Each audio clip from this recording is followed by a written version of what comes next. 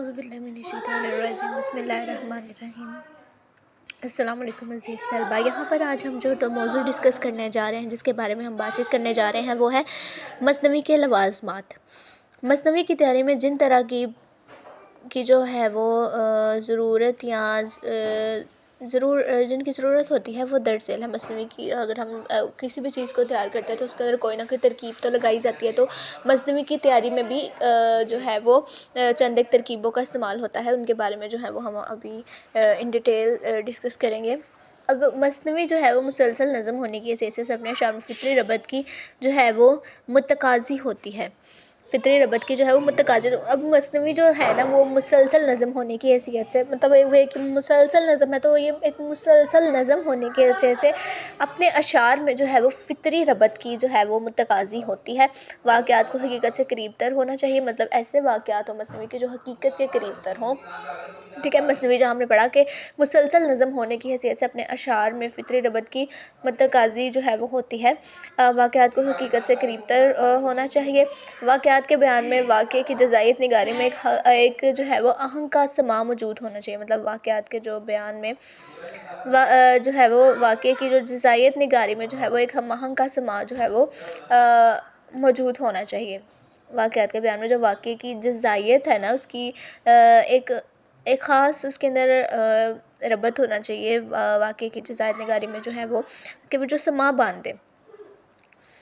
مثنوی کے کردار اس قدر مضبوط اور خوبصورت ہوں کہ جیتے جاگتے اپنے حرکات و مسکنات سے کہانی سناتے ہوئے محسوس ہوں، مطلب مثنوی کے جو کردار ہیں وہ بہت زیادہ مضبوط ہونے چاہیے، بہت زیادہ خوبصورت ہوں کہ وہ ایسے لگے کہ جس طرح سے وہ کردار اصل میں جو ہے وہ حرکت کر رہے ہیں، وہ بات کر رہے ہیں، ٹھیک ہے، وہ کہانی سناتے ہوئے محسوس ہو۔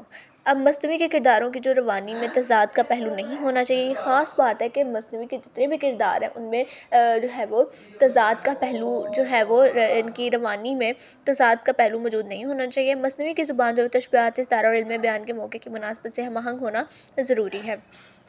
سب سے پہلے ہم نے پڑھا کہ ایک مسلسل ہونے کی حیثیت سے اپنے اشعار میں جو ہے وہ فطری ربط کی کیا ہوتی ہے، متقاضی ہوتی ہے، حقیقت کے قریب ہونی چاہیے، واقعات کے بیان میں واقعے کی جزائیت نگاری کی ایک ہم آہنگ کا سماع موجود ہونا چاہیے۔ مثنوی کے کردار بہت مضبوط اور خوبصورت ہو کہ جیتے جاگتے اپنے حرکات و مسکنات سے کہانی سناتے ہوئے محسوس ہو۔ مثنوی کے کردار کی روانی میں تضاد جو ہے وہ اس کا پہلو نہیں ہونا چاہیے۔ مثنوی کی زبان جو تشبیہات اور استعارہ اور علم بیان کے موقع کی مناسبت سے جو ہے وہ ہم آہنگ ہونی چاہیے۔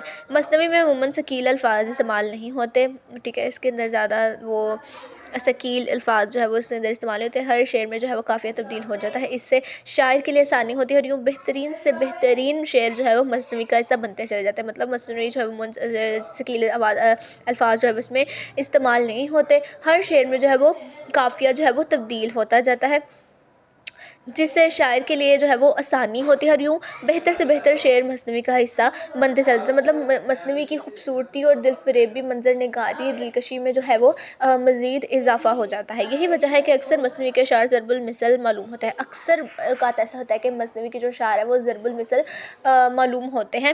میر حسن کی مثنوی سحر البیان کا یہ شعر اس حوالے سے کہ برس 15 یاں کے 16 کا سن، جوانی کی راتیں مرادوں کے دن۔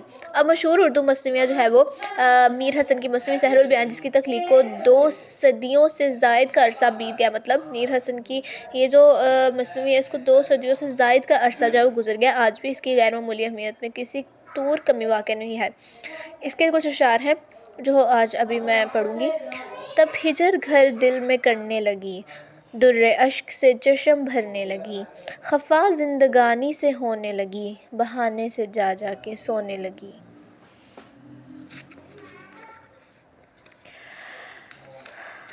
اس کے بعد ہے نہ اگلا سا ہنسنا، نہ وہ بولنا، نہ کھانا نہ پینا، نہ لب کھولنا، یہ بھی مثنوی سحر البیان سے ماخذ ہے، یعنی وہاں سے لی گئی ہے۔